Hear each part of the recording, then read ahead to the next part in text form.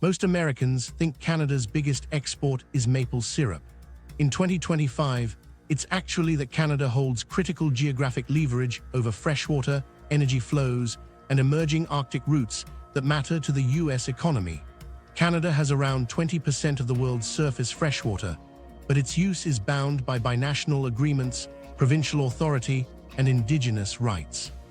We'll rely on current 2025 trade, energy, and policy realities to separate what geography allows from what politics would permit. What options would a Canadian government actually have to restrict flows, and how fast could the US realistically respond? The map itself already hints at the answer. The geography America can't redraw. Most Americans rarely consider how fixed physical features shape power, but on this map, the lines tell a stubborn truth. The US shares the world's longest international border, roughly 5,525 miles, with a country that spans from the Atlantic to the Pacific and well into the Arctic. That landmass doesn't just look impressive. Its position determines how essential resources reach the United States. Canada holds substantial geographic leverage, and nowhere else offers the same combination of routes, quality, and proximity. Three distinct systems feed south from that northern territory: water, electricity, and fossil fuels or critical minerals, whether buried deep or moved through steel pipelines. All three take their course because the terrain dictates it. Rivers follow slope, engineers route pipelines where grades allow, and shipping lanes emerge where coasts and currents make them viable.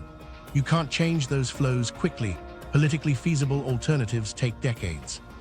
Even with unlimited funds, reworking these channels isn't a matter of years, but of generations, because geography sets the baseline timescale. Replacing major cross-border resources takes decades and huge capital. Geography sets the baseline timescale. Historically, major North American infrastructure shifts, like the Trans-Mountain Pipeline expansion, have required years of planning, permitting, and construction just to enhance an existing route. That was to increase export capacity, not uproot and reroute entire supply systems. Attempting to recreate a continental-scale network from scratch would be slower still. This asymmetry often goes unnoticed because Americans focus on absolute size: 330 million people compared to about 40 million Canadians, an economy many times larger, unmatched military reach. Those strengths are real, but they don't erase where rivers begin, where grid connections originate, or where ports are naturally positioned. In specific chains of supply, those physical origins sit beyond the US border, upstream in every sense. Along much of the higher northern ground, Canada holds the headwaters that feed basin systems to the south. It controls narrow segments of coastline through which vessels must pass to reach the open sea. It occupies the starting points of long-haul transmission corridors supplying major US grids. And because of the pattern left by glaciation, many mineral and hydrocarbon reserves are located north of the line, with viable access only from Canadian territory. In every case, the US is downstream or downline from resource flows that cannot be duplicated elsewhere without sacrificing efficiency or scale. Changing any of these brings hard limits. Replacing Canadian water inputs means finding alternate sources of comparable volume and reliability, securing rights to them, and building the treatment, storage, and transportation links to the same cities and industries now served. For electricity, the permitting and construction of new high-voltage transmission lines is an even steeper challenge. Projects often face a decade or more just in the planning stage. Building or shifting mineral supply chains is slower still, involving exploration, site development, extraction, processing, and logistics over many years. Even the United States' engineering capacity can't compress those realities. Geography channels infrastructure through specific passes, valleys, and corridors. Change the crossing point and you face longer, costlier routes that often demand entirely new rights of way. Where the most optimal route lies in Canada, the US has little choice but to work through it. Canada's ability to influence those choke points stems not from matching military size, but from where the border physically intersects essential pathways. This creates a gap between global image and regional constraint. America projects power worldwide, yet its energy grids, industries, and agriculture depend on continental features shaped long before human settlement. Ice, rock, and river patterns laid out the routes millennia before the first treaty or customs station.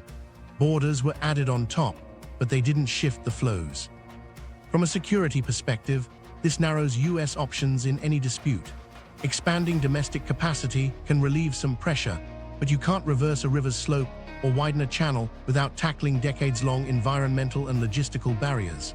Diversifying imports away from Canada often means hauling goods across oceans at greater cost and with new exposure to disruption. None of these match the efficiency or resilience of the links already in place. Recognizing these structural patterns reframes the power balance.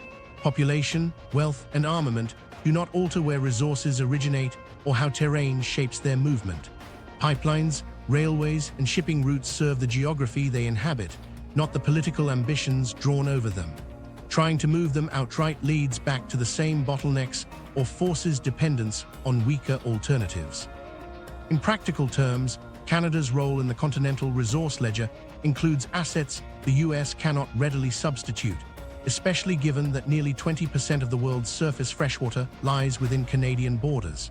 Those circumstances turn geographic facts into enduring leverage, flows that begin north and run south. And among those flows, one stands out for its scale and immediacy, underpinning not only industry but daily life. The water factor no one talks about. In 2025, Canada's share of the planet's freshwater remains unmatched. About 1/5 of all surface freshwater is within its borders, stored in lakes, rivers, glaciers, and aquifers. This isn't just about big blue shapes on a map. It's a connected network of systems that form in Canada or pass through it on their way south. That geography links roughly 40 million Americans directly to sources they do not control. The link is physical, not theoretical. The Great Lakes Basin alone is a shared cross-border water body, structured by agreements that explicitly limit bulk exports. But one side of that basin sits entirely within Canadian jurisdiction. The Great Lakes Basin is the clearest example of this connection. It straddles both countries, but the way water moves through it gives Canada influence over how the system functions. Lake Superior, the world's largest freshwater lake by surface area, straddles the border but draws much of its inflow from Canadian land. From there, water travels through Lakes Huron and Erie before moving toward the Atlantic. That journey is fixed. There is one outlet, the St. Lawrence River, which passes through and alongside Canadian provinces before reaching the Gulf of St. Lawrence. The St. Lawrence Seaway, an engineering system allowing ocean-going vessels deep into the continent, runs across both nations' territories, but key segments lie in Canada. On the US side, cities like Chicago, Detroit, Cleveland, Buffalo, and dozens of others pull their drinking water from these shared lakes and rivers. Their industries use it for cooling, processing, and manufacturing. Farms in the surrounding states use it for irrigation. Disruption to the availability, quality, or timing of those flows would be felt almost immediately. Because the lakes are also a transport route, any interference upstream has a parallel effect on trade. Bulk carriers loaded in Duluth or Toledo navigate waterways under joint management, but locks and channels in Canadian territory remain essential links in that chain.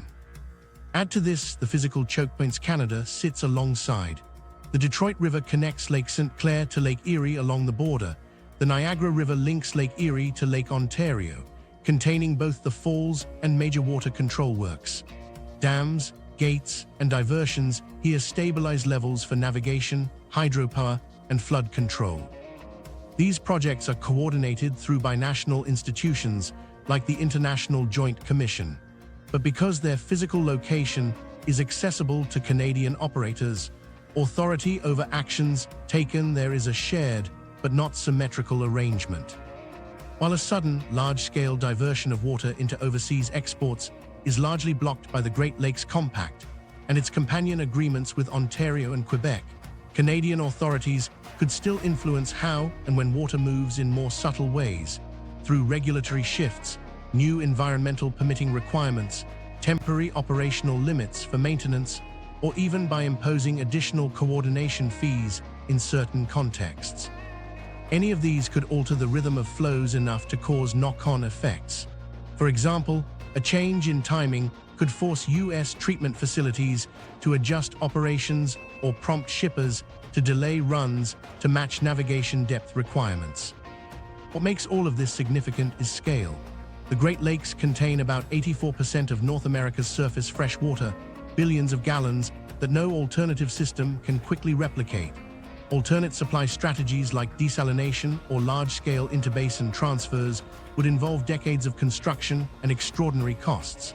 In most practical scenarios, the U.S. cannot simply switch to another source without severe economic and logistical trade-offs. The protections that exist, such as the Compact, Ontario's and Quebec's mirror agreements, and oversight by the International Joint Commission, do work to prevent unilateral bulk taking, but they don't negate the reality that operational controls, infrastructure access, and key decision-making points are not all on one side of the line. In situations where climate stress lowers water levels, questions about priority, whether to maintain shipping depths, supply municipal systems, or protect ecosystems, gain urgency. Having jurisdiction over strategic links in that system means Canada's position in those conversations is unavoidable. Climate variability sharpens the stakes further. Lower snowpack in the Canadian Shield or prolonged warm seasons can contribute to reduced lake levels. Drought in the western and central U.S. boosts the strategic value of the relatively stable Great Lakes supply. In years when navigation is at risk due to low water, decisions about adjusting flows or managing lock operations could directly affect grain shipments, raw material transport, and regional energy generation. Even modest seasonal flow restrictions could reduce hydroelectric output and slow vessels moving through the St. Lawrence Seaway, effects that ripple wider the longer they last. Energy overlap adds another layer. Many of these same shared waters feed hydropower facilities. The infrastructure that controls water for navigation or flood prevention also helps regulate turbine flows. For now, that cooperation has remained functional, but its dual-use nature means that any operational change for one purpose inevitably touches the other. A maintenance project or regulatory change proposed under environmental or safety terms might, as a side effect, reduce power generation or alter shipping schedules. The hypothetical image of Canada shutting the taps entirely is not realistic under current legal and political conditions, but influence isn't limited to absolutes. Adjusting maintenance schedules, changing flow allocation priorities, or modifying licensing frameworks can all have measurable impact, especially if they coincide with periods of already stressed supply. In such cases, the interruption is less about dramatic cutoff and more about delay, uncertainty, and cumulative cost. A plausible restriction scenario could unfold quickly. If an upstream control point in Canadian jurisdiction altered its discharge rates, whether for ecological management or infrastructure inspection, downstream water levels could change within days. Municipal reservoirs might adjust draw times and treatment rates. Industries dependent on high-volume intake could face tighter operating windows. If navigation depths fell even temporarily, shipping lanes might see delays, routing changes, or partial closures, all of which have economic consequences. The effects would scale over weeks, but sensitive sectors would notice almost immediately. In practice, the water systems linking the two countries have functioned on the basis of mutual interest and shared stewardship. Yet physical geography ensures that the starting points and some crucial control nodes reside in Canada. Those placements can't be redrawn. They're set by watershed lines and gravity. The most realistic levers Canada could pull are measured rather than extreme, but even incremental changes in a system of this size can cascade into energy, agriculture, manufacturing, and trade. From the perspective of continental interdependence, the Great Lakes and their outflows are not just pipelines of drinking water. They are also the arteries powering industry, shipping, and more than one form of energy production. Which means the next layer of this story isn't far from view, because the same flows keeping taps running in US cities are also driving turbines north of the border. Not just water, power flows too. Beyond supplying one of North America's largest water basins, Canada also moves a steady current of electricity into the United States. Hydroelectric facilities across its provinces convert falling water into power, and a portion of that output crosses the border every day through an interconnected grid. While electricity trade is a smaller slice of overall energy exchange than oil or gas, it remains critical for certain U.S. regions where domestic supply alone can't match demand patterns. In 2023, Canada exported about 49.4 terawatt-hours of electricity to the U.S. and imported roughly 16.7 TWh in return, according to the Canada Energy Regulator. Those exports were valued near $4.3 billion, with imports worth about $1.6 billion. Most of the exported power comes from hydro plants in provinces such as Quebec, Manitoba, Ontario, and British Columbia.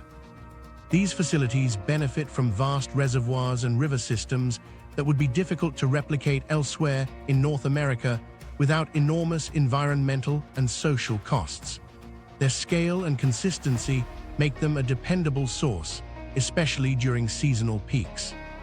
This dependence is most visible in places where cross-border imports directly balance the grid. In New England, high-voltage lines from Quebec feed a meaningful share of daily consumption, stepping in when local generation dips or when natural gas prices climb during cold snaps. Parts of the upper Midwest draw on Manitoba hydro to smooth fluctuations from wind power, keeping the grid stable when generation from turbines is low. Even New York State bolsters its diverse supply mix, with energy imported across transmission corridors that span the St. Lawrence River. Unlike oil, gas, or coal, electricity doesn't have alternate transport modes when a corridor goes offline. High-voltage lines must directly connect generation to demand, and these interconnects are limited in number. The key links are concentrated in specific crossing points: Cornwall, Ontario into New York, Quebec into Vermont and New Hampshire, Manitoba into Minnesota and North Dakota, British Columbia into Washington state. Each route is the product of decades of engineering and regulatory coordination. A single high-capacity line can supply power to entire metropolitan areas or act as a stabilizing source for a broader grid segment. Maintaining these crossings is resource-intensive. Towers traverse forests, wetlands, and border rivers, often in challenging conditions. The infrastructure for high-voltage direct current lines, in particular, reflects years of investment and is not easily duplicated. Adding new interconnects requires lengthy permitting, land agreements, and cross-border regulatory approval, projects that commonly take many years to deliver. If a particular city or state depends on a given line, losing it abruptly creates a gap that is not easily filled from domestic capacity alone. Nature of hydroelectric generation adds to its value in grid operations. Hydropower can ramp output quickly to meet sudden demand spikes or replace shortfalls from variable sources like solar and wind. During a heat wave in New England or a cloudy, still winter day in the Midwest, Canadian hydro can adjust within minutes to maintain frequency and voltage. This flexibility supports not just meeting demand, but also preventing instability from cascading into outages. In winter, the reliance can grow sharper in the Northeast, where pipeline limitations often cause natural gas prices to spike. Being able to pull in consistent, relatively low-cost Canadian hydroelectricity helps utilities avoid either paying sharply higher rates for gas-fired generation or resorting to older, less efficient oil-burning plants. That buffer against volatility underscores why, despite representing a modest portion of total U.S. electricity consumption, these imports carry a high regional importance. There is also an environmental component to the equation. Because most of the power is generated from water, the carbon footprint at the point of production is minimal. For U.S. states with renewable energy targets, counting Canadian hydro as part of their clean power portfolio is less costly than building equivalent domestic capacity on a tight timeline.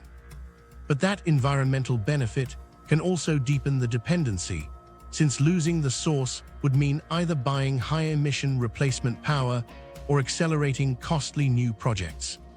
From Canada's point of view, exporting electricity south is economically stable and often framed as mutually beneficial, with long-term contracts locking in purchasing commitments. Yet the physical reality remains. Portions of the US grid are wired to assume these imports will continue uninterrupted. The substations, converter stations, and underwater cables that make those assumptions possible cannot be substituted quickly in the event of a disruption. The vulnerabilities are not about instantly plunging entire regions into darkness. National grid systems have redundancies, but about the outsized impact on specific areas if a high-capacity interconnect were lost or reduced. With only a handful of major crossings handling the bulk of the power flow, local disruptions can strain backup systems, push electricity prices higher, or limit the ability to meet peak loads. Regulatory changes or negotiated adjustments to export volumes could shift market dynamics without any physical damage to the lines. For most households and businesses in the US, the presence of Canadian power in the mix is invisible. Demand is met, devices run, and daily life carries on. But replacing even one significant north-to-south interconnect would take years, not weeks. Existing domestic infrastructure often lacks the margin to absorb the full loss of imported megawatts, and any new capacity, whether renewable or thermal, would face the same permitting and construction hurdles that delay large infrastructure elsewhere. In many ways, these flows of electricity illustrate how geography and investment have bound the two systems together in ways that are hard to unpick.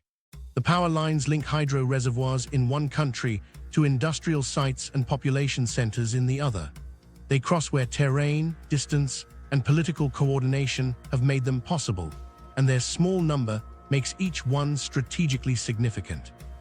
While electricity is only one component of cross-border energy dependence, it shows how limited physical connections can carry large regional consequences if disrupted. The stakes are measured not just in megawatts, but in how much flexibility both countries have built into their grids, and in several regions, that flexibility is thin. If moving electrons between countries can create these kinds of regional vulnerabilities, the role of moving liquid fuels is on an entirely different scale. The infrastructure and volumes involved there reach far beyond balancing a grid during peak demand.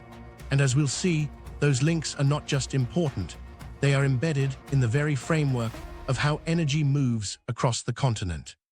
Oil and gas through a northern funnel. In 2024, Canada supplied roughly 4.1 million barrels per day of crude oil to the United States on average, according to the U.S. Energy Information Administration, making it the largest foreign supplier to the American market.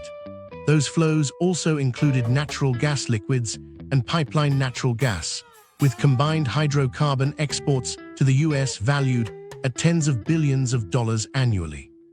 This is not peripheral trade. It's a core component of the continental energy system, tied to infrastructure built over decades to move oil and gas largely in one direction, south. Most of this crude begins in Alberta's oil sands and conventional fields in Alberta and Saskatchewan, moving through a small set of high-capacity pipeline networks. The Enbridge mainline system is the largest of these routes, but it operates alongside other major cross-border pipelines such as Keystone and farther west, the recently expanded Trans Mountain route to the Pacific. Together, this small number of corridors carries the overwhelming majority of exported volumes into the United States. Once across the border, these flows feed directly into refining hubs in Illinois, Ohio, and along the Gulf Coast, where facilities are configured to handle the heavy blends common to Canadian crude, such as Western Canadian Select. The routing of these pipelines reflects both geography and economics. The most direct, cost-effective gradients for moving crude from Western Canada lead across prairie terrain into the Midwest. Canada's west coast still has limited capacity for moving crude directly to international markets, and eastern export routes depend on long coastal or inland shipping via the St. Lawrence. The fixed southern corridors have become the main outlets, linking into broader U.S. distribution systems that branch supply toward industrial centers, population hubs, and marine terminals. Canada's role in supplying natural gas is just as geographically defined. Large-diameter transmission lines move gas south from western Canadian sedimentary basins, with compressor stations regulating pressure along fixed rights-of-way. These crossing points are few in number, but handle constant high volumes, linking directly to American storage sites, citygate systems, and power plants. The same physical constraints apply to gas as to crude. Without a major build-out of new infrastructure, there is no fast switch to alternative delivery routes. Because so much capacity passes through a limited number of corridors, disruptions to any one of them can be felt quickly. The Enbridge system, together with other key cross-border networks, concentrates flows at a scale that would be hard to replace quickly if a line or segment was unexpectedly shut for repairs, accidents, or regulatory action. In such a scenario, regional refineries in the Midwest would feel an immediate squeeze on feedstock. They would either reduce output or bid higher for crude supplies redirected from elsewhere, tightening markets in other parts of the country. This scarcity, even if temporary, would push regional fuel prices sharply higher and disrupt transport, logistics, and manufacturing supply chains, with costs propagating through the broader economy. Natural gas markets would show parallel stress. Reduced flows from Canada would force utilities and industrial buyers in the northern US to compete more aggressively for gas from domestic production regions already serving other markets. Price spikes would be most acute during high-demand winter months, when alternative supply is scarce and storage withdrawals are already elevated. Replacing Canadian crude with other sources is not a swift process. Reversing directional flows in existing pipelines often isn't technically feasible at large volumes without significant modifications. Increasing overseas tanker imports requires both scheduling and port capacity, followed by inland transport to inland refineries, many of which would require reconfigurations to efficiently handle different API grades and sulfur levels. Refinery adjustments are capital-intensive projects that can take years, making them impractical as an immediate workaround. Refineries most specialized for heavy crude face the steepest barriers to substitution. Lighter domestic oils can be blended to approximate heavier grades, but doing so changes yield patterns and may reduce the efficiency of downstream units. These facilities have optimized processes and equipment over years for the slates they typically run, and altering that mix without extensive preparation can cut into margins and output. The result is a system tuned to Canadian inputs and less flexible than crude supply diversity on paper might suggest. Political and commercial factors also play a role. In March 2025, the US introduced a 10% tariff on certain Canadian energy exports, and that policy shift affected shipment volumes and trade flows in both directions. It added cost pressures and underscored that political decisions can alter the reliability of even long-established supply chains. Such measures interact with other market pressures, including the growing global appetite for Canadian liquefied natural gas, particularly in Asia. As Canada expands its coastal export capacity, portions of its hydrocarbon output that currently feed the US directly could instead be shipped overseas. While outright disruption is rare, incidents from weather, technical faults, or maintenance underline how concentrated and exposed these flows are. Pipeline corridors pass through floodplains, forested regions, and areas subject to freeze-thaw cycles, making them vulnerable to environmental stress. Even with advanced monitoring and preventive maintenance, segments are taken offline on occasion for inspection or repairs. Each instance can create temporary imbalances, especially where volumes are high and alternate routes scarce. US government strategic petroleum reserves can cushion temporary shocks in crude oil supply, but these reserves are finite, are primarily crude, not refined products, and cannot replace natural gas imports. They buy time rather than offer a structural alternative. Meanwhile, the logistical network for moving crude from reserves to every refinery that might need it under stress is not identical to the everyday supply configuration, meaning bottlenecks can still appear during a drawdown. Gas storage offers some insulation for natural gas markets, but peak demand periods can quickly erode those buffers. For northern utilities dependent on steady import flows, Even small reductions from Canada during cold weather require compensating cuts elsewhere or rapid price adjustments to ration supply. Industrial users on interruptible contracts are often the first to lose volumes, underlining the economic reach of much smaller percentage changes in total flow. The pattern that emerges from both oil and gas trade is one of mutual dependence, but with an asymmetry in physical alternatives. The US can produce large quantities of hydrocarbons domestically and import from multiple global sources, but much of the infrastructure serving its northern tier is integrated with Canadian networks. That integration delivers decades of reliable, cost-competitive energy, and it has underpinned industrial growth in entire regions. Yet it also means that any disruption or diversion, even if partial, has direct and immediate consequences for pricing, supply chains, and operational continuity in American industries. This fixed structure is the product of topography, economics, and infrastructure history. Pipelines follow routes the terrain allows, linking production basins to the nearest major demand centers regardless of the political boundary between them. Refineries and power plants were sited and built in part because those links seemed permanent. If those underlying assumptions change, even gradually, the costs and timelines for adaptation are measured in years. These connections across the border demonstrate how resource flows are often locked into place by physical networks and the landscapes they traverse. In North America's energy trade, as in other sectors, the points of origin and the routes available define the shape of reliance. And in another part of that same northern geography, where the land meets an increasingly ice-free sea, new routes to move critical goods are emerging. Routes whose control could matter as much to global trade as pipelines now matter for continental energy. Climate change and the melting leverage. For most of history, much of Canada's Arctic coastline was sealed off from regular navigation by thick, persistent sea ice. Winter locked it in for months at a time, and even the most powerful icebreakers struggled to penetrate compacted layers. These waters functioned more as frozen walls than as usable transport routes. That reality is shifting. Warmer temperatures have steadily reduced summer ice cover, creating seasonal windows when stretches of the Arctic Ocean become navigable. While these openings remain short-lived and unpredictable, they now occur frequently enough that shipping companies, navies, and policymakers factor them into future planning. The most prominent of these emerging routes is the Northwest Passage. Threading through the narrow channels of Canada's Arctic archipelago, it connects Baffin Bay on the Atlantic side to the Beaufort Sea on the Pacific side.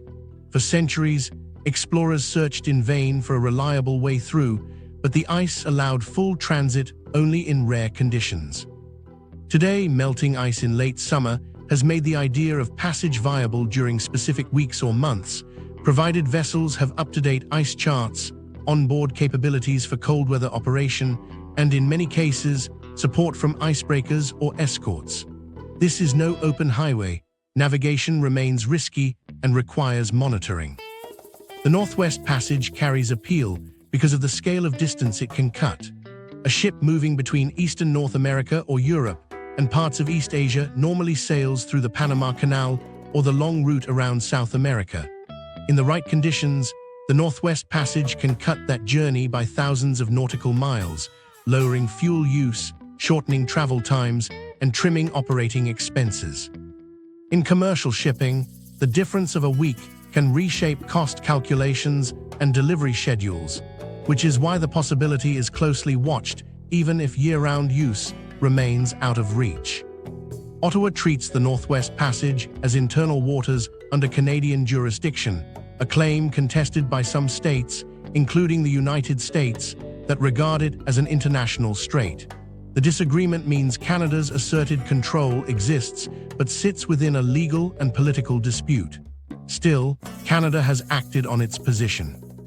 In 2024, it reinforced its institutional presence in the north, appointing a dedicated Arctic ambassador, expanding its Arctic strategy investments, and opening new northern consulates. These moves fit alongside physical monitoring systems, upgraded ice-capable patrol vessels, and improved weather and navigation services, all aimed at asserting jurisdiction through infrastructure and governance rather than opportunistic enforcement.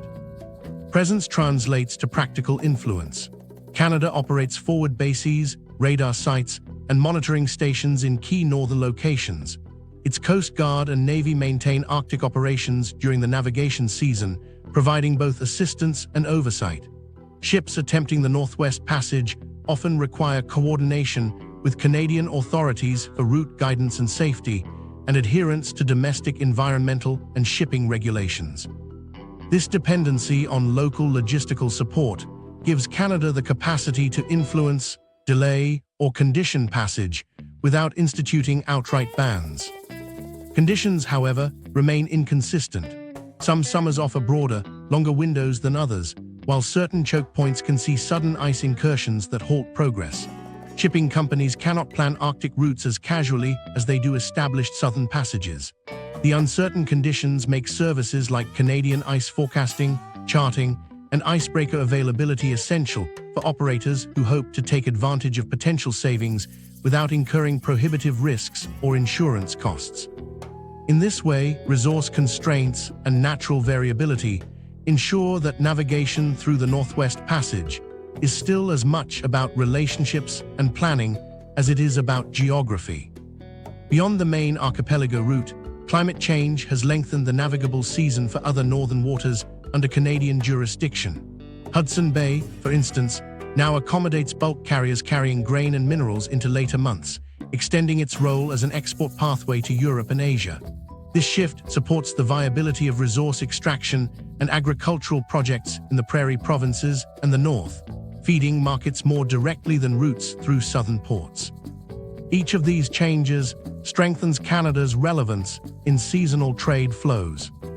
For Canada's own Arctic communities, the opening of seasonal sea lanes is also a connection strategy.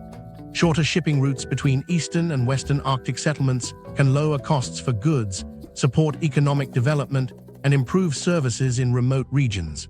Infrastructure serving these domestic needs, shelters, depots, communication hubs, becomes a dual-use asset when foreign commercial traffic passes through the same waters. Each expanding maritime season reinforces Canada's presence, making its sovereignty claims more tangible through continuous and visible activity. For the United States, the possible regular use of the Northwest Passage raises clear strategic considerations. Economically, a shorter polar link between oceans is attractive for some cargoes. Strategically, if Canada insists on treating the route as internal waters, U.S. naval and commercial vessels would need to operate under rules and permissions set in Ottawa. The situation contrasts with the Panama Canal, whose access is governed by international treaty obligations guaranteeing transit in peacetime. Canada's position leaves more discretion in its hands, especially under strained diplomatic conditions. That discretion gains weight in a world where maritime access can be used in broader negotiations. Ottawa could, if it chose, prioritize passage for certain partners, impose seasonal caps ostensibly for environmental reasons, or set fee structures that tilt the economics in favor of particular routes or shippers. None of these measures require force. They derive from the infrastructure and legal framework Canada maintains.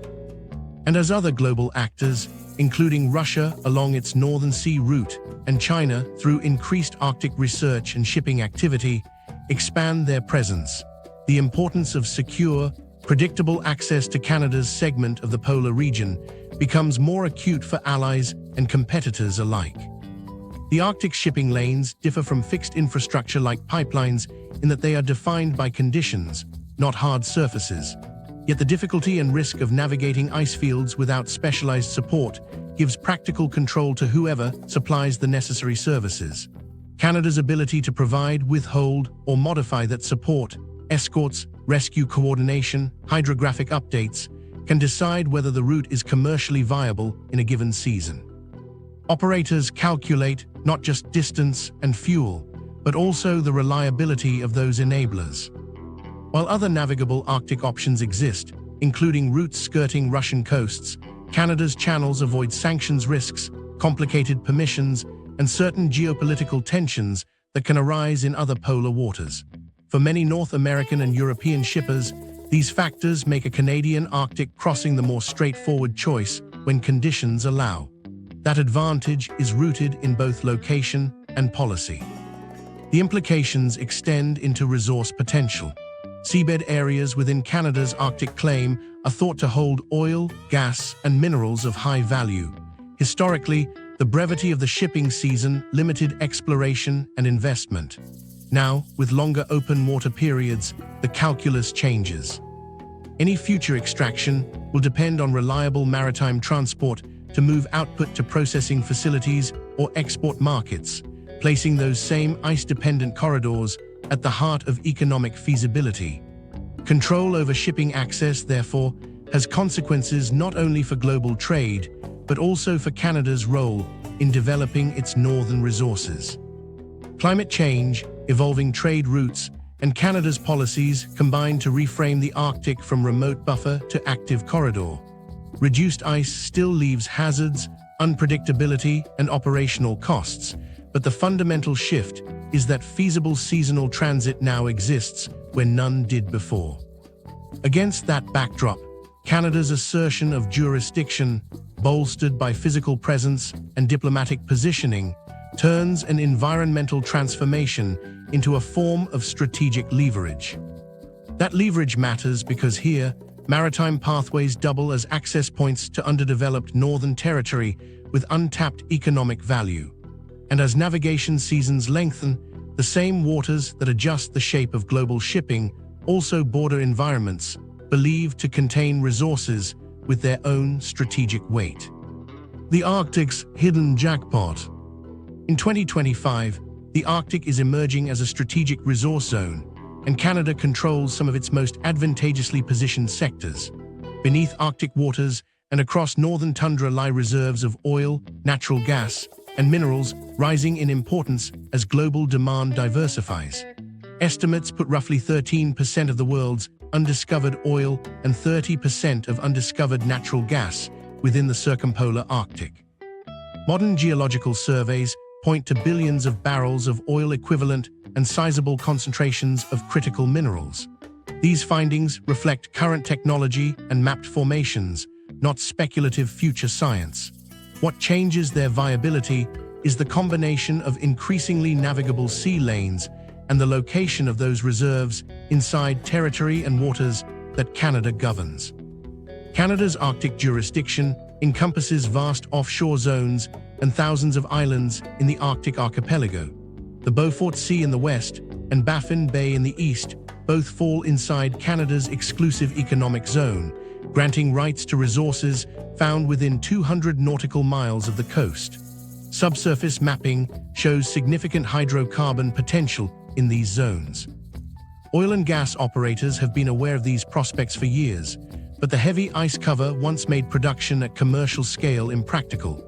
As navigation seasons lengthen and ice barriers lessen, the physical obstacles to development narrow, though cost, environmental risk, indigenous rights, and regulatory review remain built-in constraints that will determine what projects proceed.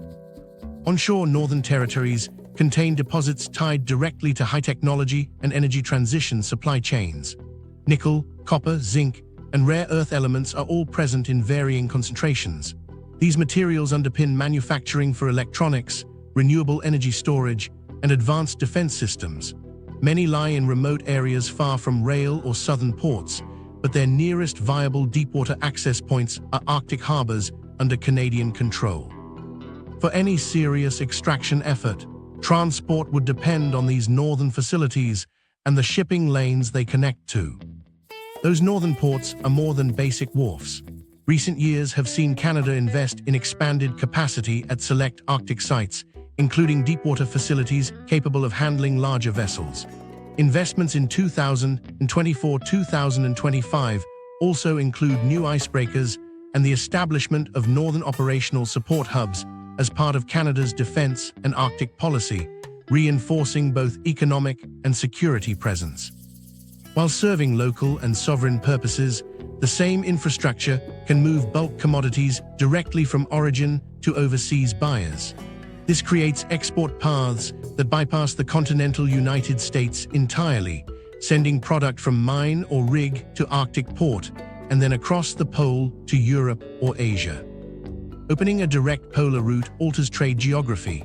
Historically, Canadian oil, gas, and minerals traveled predominantly south to US markets or to ports on the Pacific and Atlantic coasts. Northern ports create a third option, north into Arctic waters that link to multiple continents. For markets in Asia, using Arctic lanes during open water months trims voyage times and avoids congestion in southern choke points like the Panama Canal. Shortest path economics will favor these routes when conditions allow. For the United States, the implication is not that it could be cut off entirely, but that Canadian Arctic resources and ports give Ottawa the option to redirect exports toward other buyers and increase bargaining power. If global pricing or geopolitical conditions make an Asian or European contract more attractive, Canada can ship from the north without touching US territory. Pipelines and overland routes still exist, but market access flexibility enhances Canada's leverage in any negotiation involving American customers. Potential Arctic oil and gas output wouldn't replace southern Canadian production. It would add to total exportable supply. Liquefied natural gas terminals planned or under construction in multiple regions, including parts of the Arctic, will give Canada increased flexibility to serve whichever market offers the strongest terms at a given time. Even seasonal flows from Arctic wells could compete on cost with some year-round shipments from the south, depending on infrastructure and fuel demand. Critical minerals add another layer to this leverage. Some Arctic mineral prospects involve materials like cobalt, rare earths, and high-grade graphite, inputs for technologies where global supply is concentrated in a few countries. A North American source for these materials would be valuable for US and allied industries, but shortest shipping routes from some sites to Asian processors run across Arctic waters Canada controls. That puts US access in the category of a high-probability outcome, but no longer guaranteed by geography alone. Canadian authority over Arctic ports and lanes extends beyond ownership. Federal regulations dictate navigation standards, environmental protections, and port access terms. Any extraction project that relies on northern routes must operate within those frameworks. Adjustments in the timing or scale of shipments or in the conditions under which vessels move lie within Ottawa's decision-making powers. During the condensed Arctic shipping season, Canada can align export volumes with market or policy goals, concentrating resource flows at times of its choosing. Seasonal limitation, while still a logistical hurdle, also enables operational control. The fixed, narrow window clusters departures and arrivals, making them easier to manage for both commercial and security purposes. It reduces exposure to continuous, year-round foreign demand pressures and allows Canada to pace development in line with domestic priorities and environmental safeguards. These dynamics give Canada's Arctic dual functions in the global economy. It is a staging ground for emerging resource production and a gateway that shortens shipping times between major markets. Each role strengthens the other. Viable shipping routes make extraction more attractive, and resource projects increase the justification for further investment in maritime infrastructure. For the US, alternatives to Canadian Arctic output are limited. Alaska's Arctic reserves are smaller in scale, and its shipping lanes connect to different geographic networks, many outside Canadian waters. Building cross-border transport from Canadian Arctic sites to US ports would require years of high-cost construction through challenging terrain. In most scenarios, the most efficient path to market for northern Canadian resources runs through Canadian ports into polar waters. International attention is rising on Arctic development. Countries in Europe and Asia are expanding ice-capable fleets, setting up research stations, and forming partnerships with Arctic states to secure positions in future resource supply chains.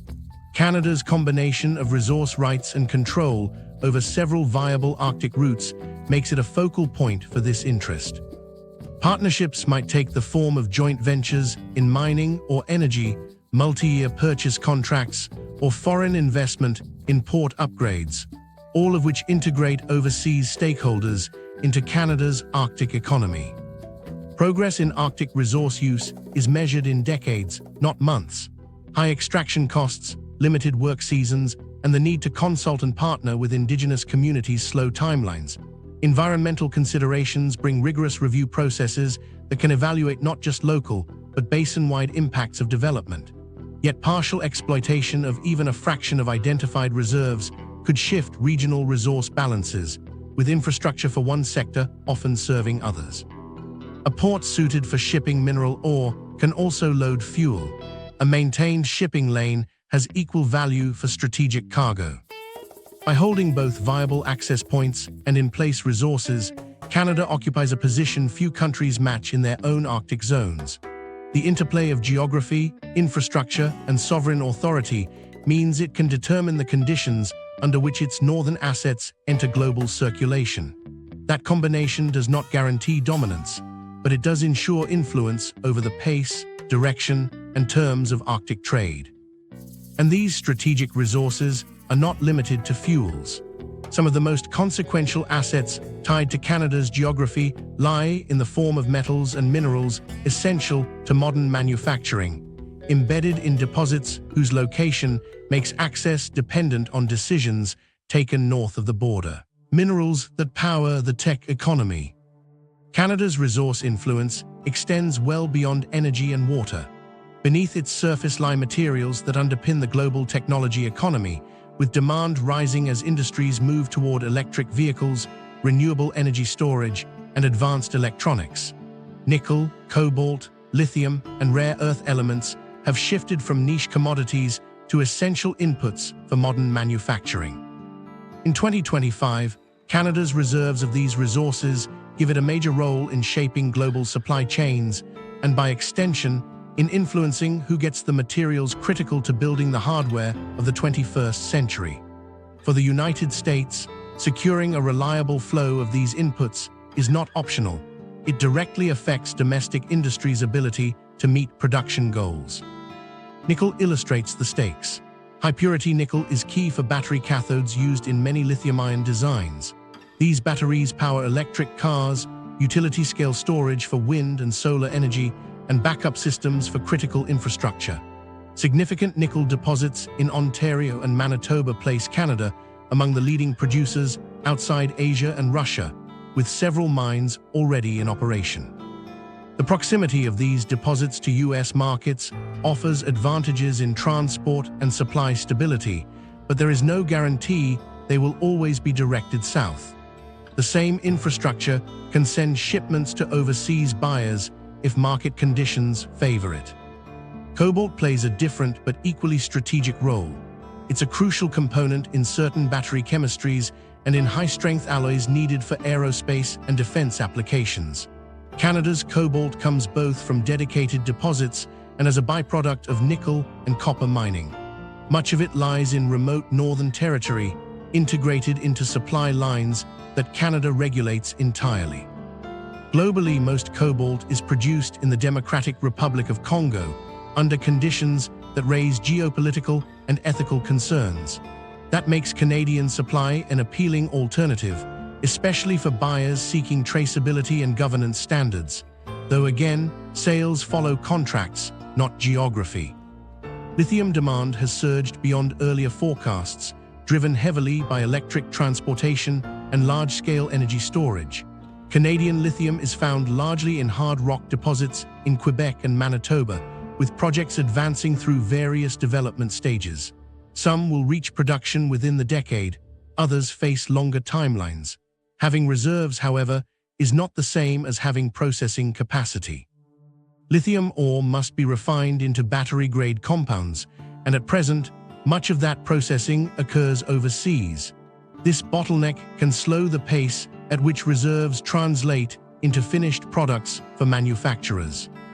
Rare earth elements, a group of 17 minerals essential for high-efficiency magnets, wind turbines, advanced electronics, and defense systems, add another dimension. Canada's deposits, such as those in the Northwest Territories, are still being assessed and brought toward production. With China dominating global rare earth processing, new supply sources are strategically significant, but their eventual customers could just as easily be in Europe or Asia as in North America. Proximity to the United States is a logistical advantage, but buyers with long-term contracts and competitive investment terms can secure output no matter where they are located. Recognizing this opportunity, Canada unveiled a critical minerals strategy in 2022, designed to expand exploration, extractive capacity, and processing capabilities. By the 2025 PDAC conference, federal ministers had announced multiple funding commitments, including a $50 million round targeted at strategic exploration and partnerships, alongside a $500 million critical minerals infrastructure fund to improve transport and processing links. These investments aim not only to develop the resource base, but also to address the refining and downstream capacity that determine how much of Canada's reserves enter the global market as high-value products. While these steps expand potential output, they also open Canada's supply to global competition. Contracts with buyers in Asia and Europe are already part of the picture, and Canadian firms have entered joint ventures with refiners and battery manufacturers overseas. This means US firms must compete for supply on commercial terms. The fact that many deposits lie far from southern markets reinforces this. Transport often involves seasonal ice roads, dedicated rail links, or shipment through northern ports during the ice-free months. Every stage of that journey remains under Canadian jurisdiction, giving Ottawa authority over the pace and pattern of development.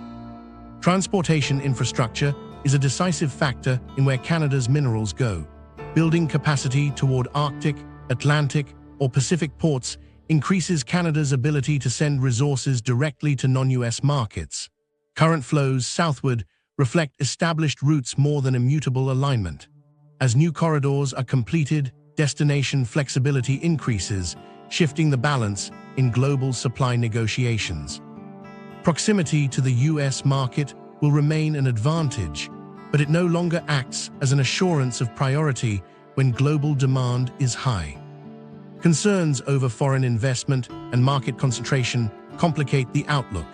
Chinese companies have taken equity in critical mineral projects worldwide, including some in Canada. Ottawa has begun moving toward diversification, encouraging partnerships with allied countries and supporting domestic processing facilities to reduce dependence on any single customer or processing hub. These measures aim to preserve Canadian decision-making autonomy over where and how its critical minerals enter supply chains. For US manufacturers, this evolving landscape removes old assumptions. Where Canadian supply might once have been considered both stable and readily available, access now depends on securing favorable contracts in a market where demand is distributed among multiple global buyers. A shipment of battery-grade nickel leaving a Canadian port can reach Asian or European customers in competitive timeframes. If buyers in those markets offer better long-term value, there is no structural reason for Canada to prioritize US orders. The characteristics of critical minerals make substituting supply far more complex than in oil or gas markets. Inputs vary in grade, chemical composition, and suitability for specific manufacturing processes. Retooling production lines to adapt to a new source can be costly and time-consuming. Reliable supplier relationships are essential for keeping manufacturing schedules intact, particularly in sectors with tight margins or specialized technical requirements. Industry forecasts suggest the competition for these materials will intensify. Governments and corporations alike are investing heavily in mining, refining, and recycling to secure future availability. Each ton of Canadian lithium, cobalt, nickel, or rare earths committed to foreign buyers reduces the pool available to others. In markets where shortfalls can delay billion-dollar manufacturing lines, even a small reallocation of supply has tangible economic effects. Expanding US domestic production has been discussed as a solution, but developing new mines is a decade-scale process involving exploration, permitting, environmental review, and infrastructure development. In the medium term, Canadian supply remains the most direct option for meeting U.S. demand. However, each element of that supply, extraction, processing, transportation, falls under Canadian decision-making authority. The leverage this creates is structural, not the result of deliberate policy aimed at the United States. Canada controls resources in high and rising demand, manages the infrastructure needed to move them, and sets the rules under which they are developed and sold. For the United States, access depends on alignment of commercial terms and policy goals with its northern neighbor. That access is affected by market forces that stretch far beyond bilateral relations. This creates a broader strategic reality. The U.S. can invest in diplomatic, commercial, and joint venture approaches to align its supply needs with Canada's development plans, but it cannot unilaterally dictate outcomes. The routes these materials take to market follow choices made within Canadian jurisdiction, and those choices respond to global conditions as much as to continental ties. The physical proximity of Canadian deposits means little without agreements to secure their flow across the border, and those agreements compete with offers from every major industrial region in the world. Understanding this interdependence leads to the unavoidable question of how secure any external supply can truly be. In some sectors, dependence on a foreign source might be offset by diversification or strategic reserves. In the case of critical minerals, alternatives are fewer, development is slower, and competition is sharper. That reality frames the limits of what the United States can expect to guarantee, even with a neighbor as closely connected as Canada, limits set not by political will alone, but by the physical and economic structure of North America itself. Why the border can't protect the U.S. The United States shares a 525-mile boundary with Canada, the longest international border on Earth, and in practice, it is nothing like the fortified front lines people picture elsewhere. Most of it is not marked by walls, fences, or dense networks of outposts. In many stretches, the dividing line is little more than a cleared path through forest, a series of survey markers, or a river channel. There are long sections where you could walk for hours without encountering a structure or anyone representing either government.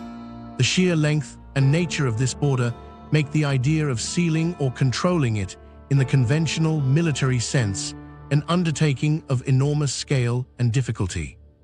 Much of this line passes through land that resists easy movement, boreal forests dense enough to block sightlines, wetlands and marshes that can immobilize vehicles, stretches of tundra in the far north where winter freezes the ground solid and temperatures can become dangerous without specialized gear.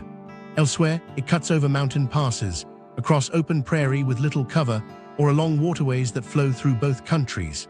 Each environment presents specific challenges to sustained operations. Vast stretches pass through boreal forests, tundra, and interconnected waterways, conditions that complicate any large-scale ground deployment or fortification effort. Trying to establish and maintain a military presence along this distance would require staggering resources before the first defensive position was even operational. Units would need year-round access to food, fuel, shelter, and communications. In remote sections of the north, even building the basic roads to reach a post would mean cutting entirely new corridors through undeveloped land. Every mile of added coverage adds to the logistical load. More resupply convoys in summer, more snow and ice clearing in winter, more wear and damage to infrastructure in both. For engineering teams, this is not simply a matter of putting up fences. Fortifying thousands of miles means working around rivers, integrating or replacing bridges, accounting for seasonal floods or ice jams, and adapting to shifting ground in thaw seasons. Some parts of the shared boundary run directly through lakes and major rivers. Bridges over these would require reinforcement, both to sustain increased traffic and to prevent them from becoming weak points.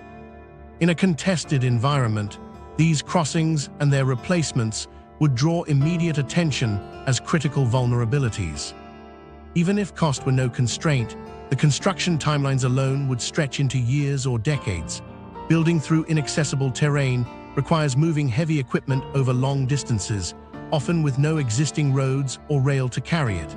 Weather clamps down work for large portions of the year in many northern sectors. Temporary structures, meanwhile, would degrade quickly in such environments, magnifying maintenance demands and long-term expense.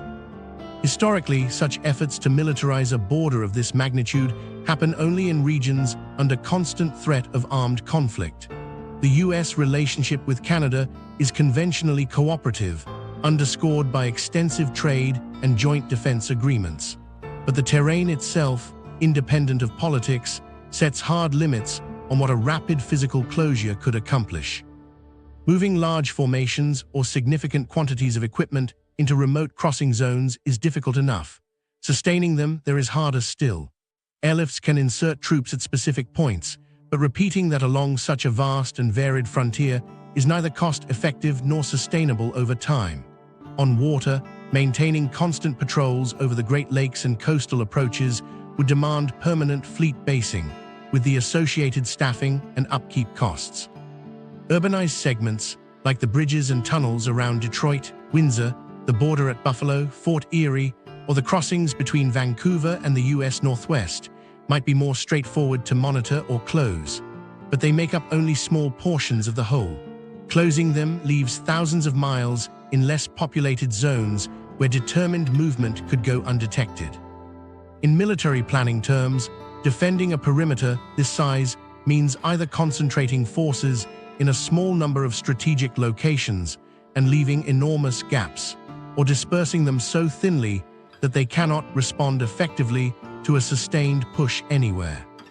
To the west, the boundary runs through mountain ranges where defenders face the same obstacles as any adversary: snow that seals passes, avalanches blocking movement, persistent fog, and cloud that limit aerial surveillance. On the plains to the east, openness provides no concealment, but also leaves fortifications exposed to observation and long-range disruption. Every type of terrain here trades one set of difficulties for another. Where the border coincides with major lakes and rivers, control is as much about managing the interconnected waters as the land alongside them. This requires continuous upkeep of navigation channels, docks, and related infrastructure, along with coordinated patrol capacity in any higher risk period. In a conflict scenario, it would mean defending against low-flying aircraft or fast boats, as well as safeguarding key choke points. Given how these waterways link into broader transport systems, an interruption in one area can create unexpected impacts far away, increasing complexity for both defense and continuity of trade. Any long-term positioning of forces along the boundary would also be constrained by the vulnerability of its own supply lines. In sectors without existing transport links, those lines would be long, exposed, and difficult to reroute if disrupted. Keeping them open and functional would demand resources at a scale similar to maintaining overseas operations, tying up equipment and personnel that could otherwise be deployed elsewhere. The financial weight of turning the U.S.-Canada border into a militarized barrier is difficult to overstate. It would require not just new construction, but the ongoing maintenance of roads, bridges, and installations built in some of the most challenging climates in the hemisphere. Environmental regulations, land rights held by private owners, indigenous communities, and provincial or state governments would all need to be navigated. Brush aside those processes, and you still face the raw physics of maintaining structures in climates that cycle through heavy freezing and rapid thaw. From a strategic perspective, that means any attempt to compel Canadian resource flows through physical control would meet sharp limits very quickly. Ports can be blockaded, narrow straits can be monitored intensively for short periods. What cannot be managed at scale is a land and water boundary of this length, with this mix of environments, against the will and knowledge of a neighboring state. The border's 525-mile length and remote, challenging terrain make any long-term cross-border operation logistically prohibitive and politically fraught. Both governments are aware of these realities. Canada and the United States continue to invest in joint defense coordination, most visibly through NORAD modernization programs that expand Arctic surveillance, improve early warning systems, and upgrade northern airfields. These initiatives underline that the focus is on cooperative security, not attempting to turn the border into a militarized line of control. In policy and in planning, the steady movement of water, energy, and material across this frontier depends far more on mutual agreements and market conditions than on any ability to enforce outcomes physically over the full length of the boundary. Where that cooperation shifts, the practical options for response are constrained by these same geographic realities. And as conditions evolve, the weight of geography becomes one factor in a larger recalibration, one in which the balance of choice over where resources go is beginning to move in unexpected directions. The 2025 shift in leverage. In early 2025, Canadian export data began to show a measurable change. The share of resources heading to the United States edged lower even as total production held steady or increased. Oil and gas volumes to Asia reached record levels, carried by tankers departing from West Coast terminals whose capacity had been steadily expanded over the past decade. Grain and minerals from the prairies and northern regions moved in larger quantities to European markets through upgraded Atlantic ports. The signal was clear. Canada now had the capacity and the established market relationships to direct significant resource flows away from the US without requiring new infrastructure. For example, March 2025 exports to countries other than the US jumped roughly 24.8% month-over-month, underscoring that diversification was already underway, not a theoretical scenario. The change went beyond hydrocarbons. High-value minerals used in battery production and advanced manufacturing increasingly departed via ports where Asia, not the US, was the intended destination. Some of these shipments fulfilled long-term purchase agreements signed years earlier, but the concentration of deliveries in 2025 served as a reminder that geographic proximity does not guarantee market priority. Nickel and cobalt from Ontario and Manitoba, long assumed to be US-bound, were containerized and loaded for ships crossing the Pacific. Grain that once rolled predominantly south by rail now took direct routes to ocean terminals serving overseas buyers. This reorientation was made possible by targeted investments that closed long-standing logistical gaps. The Trans Mountain expansion created West Coast export options that improved Canada's flexibility, allowing crude to move toward Pacific tidewater as easily as to US refineries in the Midwest. Similarly, upgraded rail corridors linked inland provinces to both east and west coasts, reducing travel times and shipping costs for bulk exports. These projects had been championed for years on the basis of reducing reliance on US markets. By 2025, they were in full operation, quietly changing the default trajectory of Canadian output. Policy tensions also played a role. The tariff disputes of 2025, in which the US imposed duties on certain Canadian exports and Canada responded with targeted countermeasures, encouraged producers to hedge against uncertainty in their primary market. Diversifying routes and customers was not just about maximizing opportunity, it was also a risk response, ensuring that sudden trade frictions would not strand product or undercut pricing power. Climate conditions added another layer of change. Reduced seasonal ice in northern waters lengthened the operational window for Arctic shipping lanes. Hudson Bay grain exports pushed further into autumn, giving Canadian sellers an advantage in delivering crops to Europe before southern routes faced winter bottlenecks. For certain northern mines, expanded ice-free periods allowed minerals to be stockpiled and shipped directly overseas without detouring through southern rail networks. Even Arctic-capable crude exports became more viable as extended windows and more reliable forecasts lowered insurance costs. Pacific-side conditions strengthened the appeal of Canadian routes as well. Congestion and labor disputes at major US West Coast ports drove some Asian customers to seek more predictable landing points. Canadian ports with expanded capacity stepped in, capturing volumes that might otherwise have been routed through US infrastructure. with viable options now available on both coasts. And seasonally to the north, every shipment represented a choice among competitive outlets, rather than the continuation of a single southbound habit. The practical effect on the United States was a reduced default share of Canadian supply. Absolute volumes to the US remained high, but they no longer dominated Canada's export profile by default. Producers could, and did, negotiate from the vantage point of having genuine alternatives. That increased bargaining power came from both geography and decades of investment in infrastructure that reached multiple oceans. This diversification doesn't have to be hostile to affect leverage. In a purely market-driven environment, Canadian companies now weigh offers from around the world.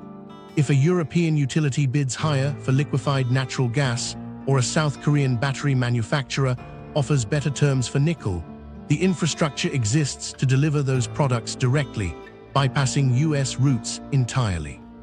The calculus is straightforward. In a competitive market, cargo moves to where it commands the best return.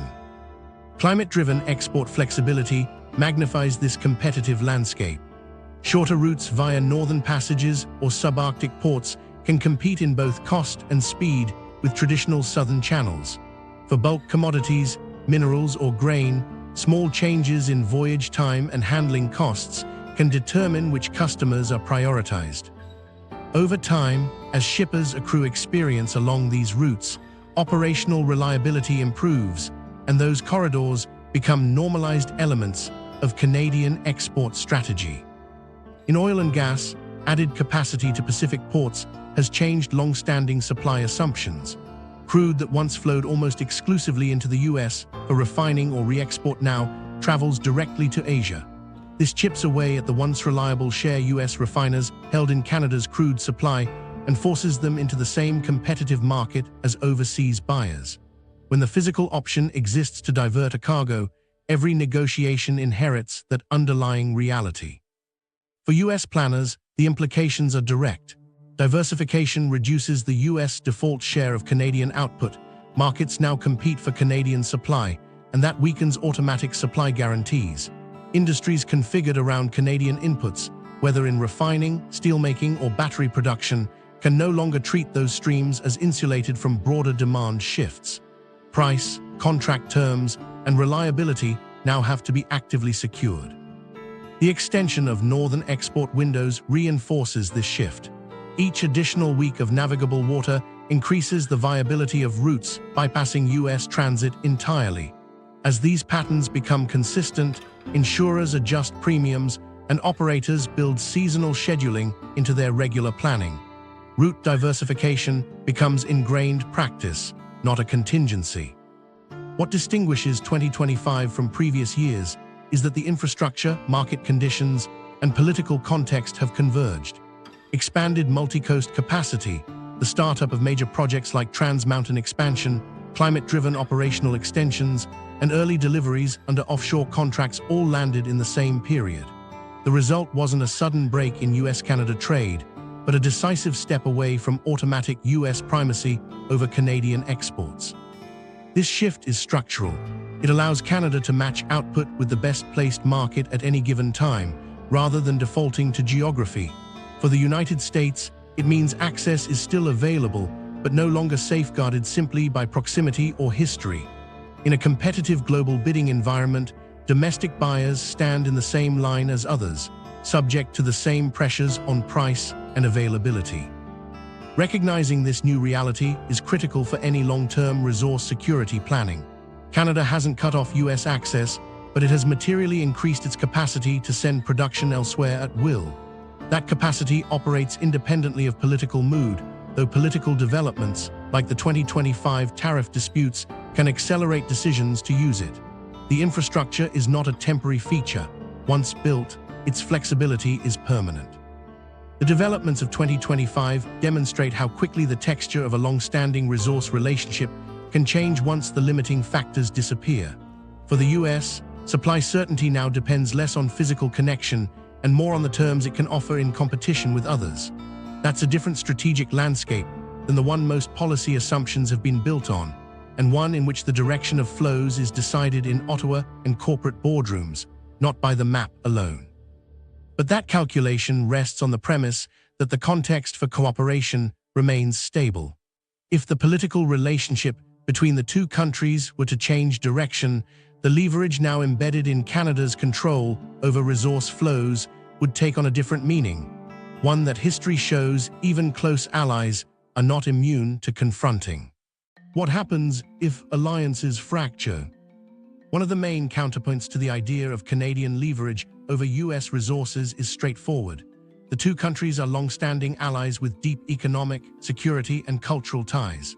Their economies are closely integrated, their militaries cooperate through formal agreements, and public opinion generally supports the relationship. On the surface, restricting flows of water, energy, or minerals southward would seem self-defeating, harming both sides. Yet alliances are not static, and history shows that even partners with extensive cooperation have used control over key resources to influence outcomes when interests diverged. Changes in political priorities, domestic economic pressures, or shifting global conditions can alter behavior. Governments may act in ways that seemed unlikely only years before if the internal incentives become strong enough. Over time, robust relationships have seen periods where one side imposed measures, sometimes limited, sometimes sweeping, that constrained resource flows to secure advantage in negotiations or to address internal needs. These acts have rarely been framed as hostility. They are more often tied to policy initiatives, environmental goals, supply security, or responses to market pressures. The impact, however, is still a reduction in the free flow of critical inputs. That pattern has precedents. The 1970s oil embargo by OPEC members targeted certain importers not as an act of war, but as a policy lever with profound global effects. In another example, gas disputes between Russia and European states over pricing and transit terms caused supply interruptions that rippled well beyond those directly involved. In each case, the ability to control a resource chokepoint or flow formed the basis of leverage, regardless of broad diplomatic frameworks or shared memberships in other organizations. Even within alliances and strong trade partnerships, resource leverage has been applied with precision. Control over a pipeline segment, a port facility, or a narrow waterway can be exercised through delays, inspections, or new fees. None of these require overt confrontation, yet each can apply pressure when no immediate alternative exists. In a tightly balanced supply chain, even a small interruption can lead to market instability and production disruption far downstream.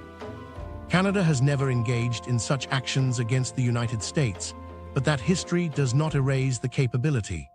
If certain legal or regulatory changes were enacted to protect domestic supply, such as new export quotas, environmental restrictions on water diversions, or limits on fossil fuel shipments, flows into the US could decrease, even without an intention to target American buyers. If market conditions offered substantially higher returns from overseas buyers for oil, gas, or critical minerals, Canadian producers could lawfully redirect part of their output to those markets.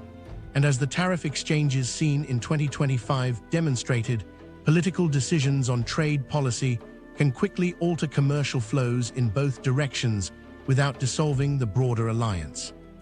These three mechanisms, legal or regulatory moves to secure domestic needs, market-driven redirection to more profitable buyers, and political actions like tariffs, are all plausible within existing institutions. Each has already been seen in some form in the current global resource trade. None depends on a hypothetical collapse of the Canada-US relationship, and all would be difficult for the US to counter in the short term given the physical location of sources and transport infrastructure. Catalysts for such divergence don't have to stem from bilateral disputes.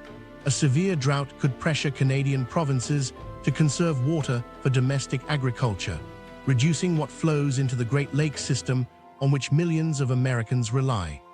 A surge in demand from another allied nation facing an energy shortfall could lead to Canadian gas exports being redirected temporarily. A spike in global prices for battery-grade nickel or cobalt might push miners to fulfill the most lucrative contracts wherever those buyers are located. Each outcome would be the result of domestic and market logic, not necessarily political hostility toward the United States.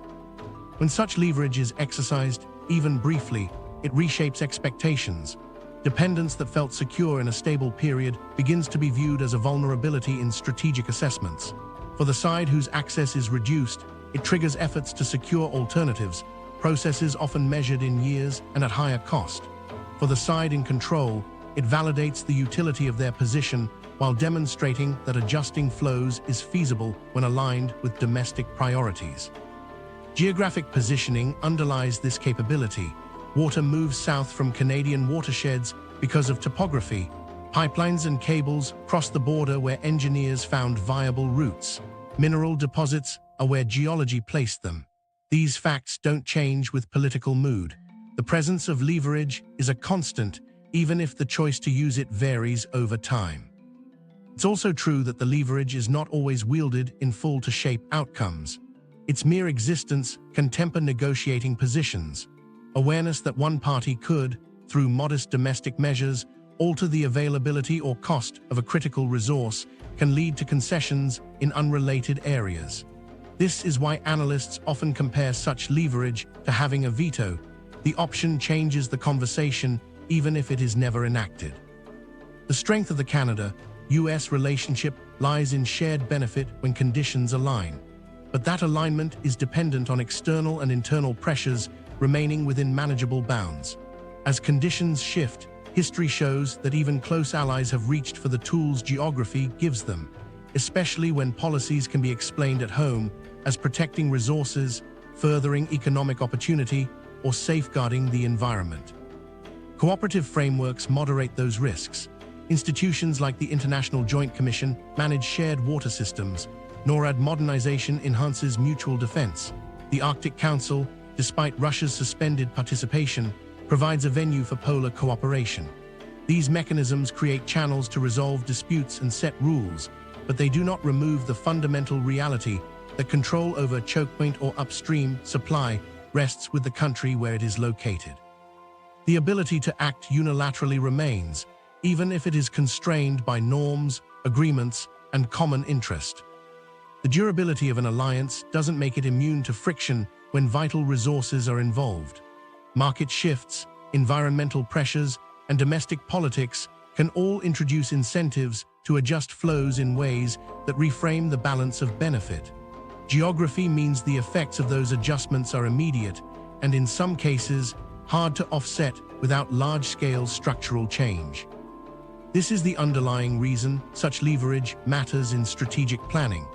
It is not about predicting a deliberate rupture, but about recognizing that the capacity to influence another country's access to key inputs exists independently of goodwill.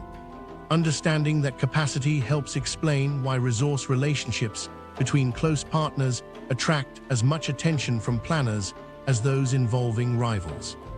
Changes in intent can arrive quickly. The physical and infrastructural conditions that allow action are already in place. That is why these dynamics merit sober consideration rather than alarm. The question is not only how the current alliance functions, but how pressures, internal or external, could alter the flow of essential commodities in the future if interests diverge. The considerations here set the stage for a broader point. The capacity embedded in a country's control over geography-based resources is not circumstantial. It is part of the structural framework within which any cooperation must operate.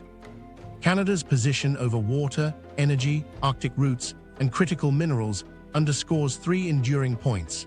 Geography builds structural leverage, legal and governance systems shape how that leverage is used, and diversification with cooperation offers the most practical way to manage it.